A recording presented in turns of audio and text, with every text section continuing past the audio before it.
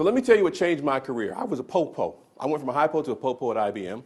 I was one of the top salespeople for years at IBM in the Midwest region, 100% club, golden circle, but I didn't get promoted as quickly as I thought.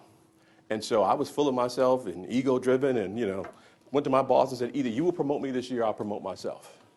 And he looked and said, okay. End of the year came, no promotion. However, I had one outside, and I got a job offer from somewhere else, and so I proudly gave him my letter of resignation, and he said, well, give me 2 days to find something. I'm like, no.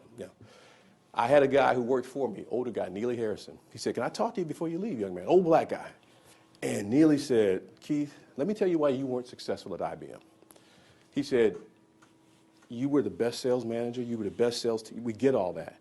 But you broke a lot of glass, you ran people over, you got your number, but it was how you got it. You didn't help anybody, you didn't coach anybody, you didn't mentor anybody. And so people didn't want to work with you or for you. He said, if you don't change that about yourself, I don't care where you go, you're not going to succeed. Now mind you, this guy was 2 levels below me and worked for me. But I went home and looked in the mirror.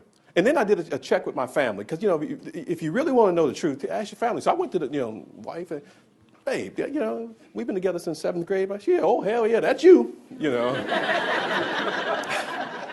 And so then I began to embrace this new idea. It's not new, but it's called PEP.